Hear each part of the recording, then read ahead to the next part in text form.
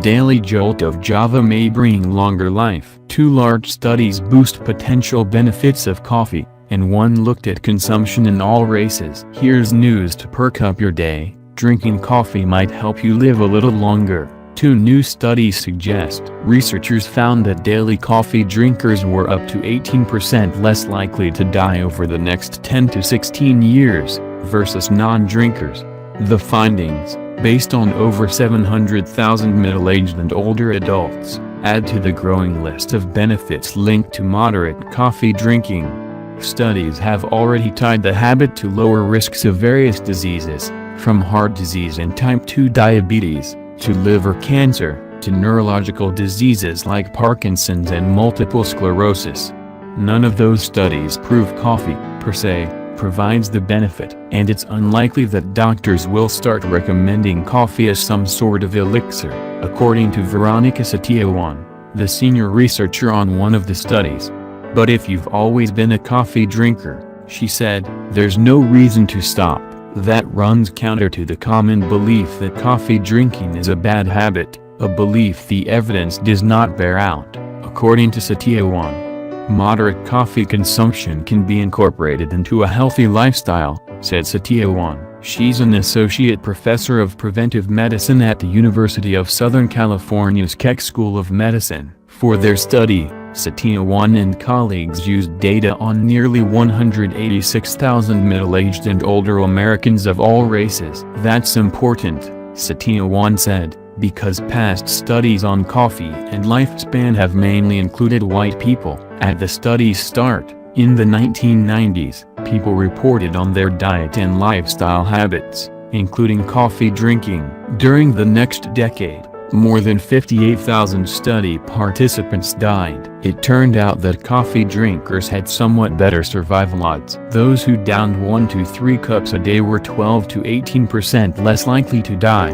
versus non-drinkers. And the pattern was consistent across racial groups, including whites, blacks, Latinos and Japanese Americans. The study found, according to Satyawan, that bolsters the theory that coffee, itself, might have some beneficial biological effects. She noted that Americans of different races tend to differ in lifestyle habits, education and other factors. Yet coffee consumption was consistently linked to better survival, regardless of race. The second study had similar findings. This study included more than 520,000 Europeans. During the investigation, nearly 42,000 died. People who drank about 3 cups of coffee, 23 to 29 ounces, per day were 7% to 12% less likely to die over the next 16 years, compared with non-drinkers, and they had a 40% to 59% lower risk of dying from digestive disorders,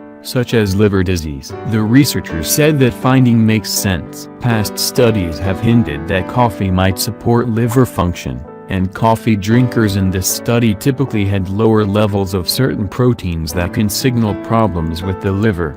Both studies were published online in the July 11 issue of the Annals of Internal Medicine. Still, neither study proved that coffee can extend a person's life.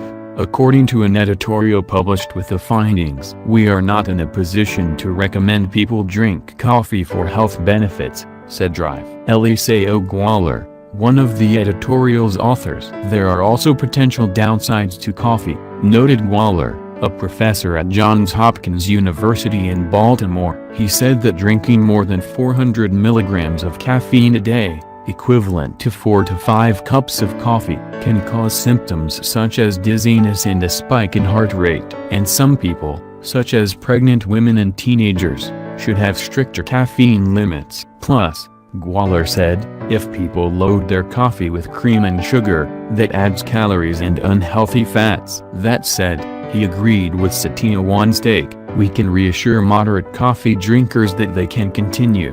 Gwaller said, if coffee does help ward off certain health problems, it's not clear why. It contains a mix of antioxidants, Satyawan noted, but no one knows if they deserve the credit. It's not clear if caffeine has a role, either. In the U.S. study, people who drank decaf also had a lower death risk, Satyawan said. Even if coffee has specific benefits, Though, it would not be a magic bullet, obviously, Satya once said. Overall lifestyle, physical activity, diet, not smoking, is important. Coffee drinkers live longer. Perhaps, drinking 3 cups of coffee a day may help you live longer, according to a study of almost 500,000 people from 10 European countries.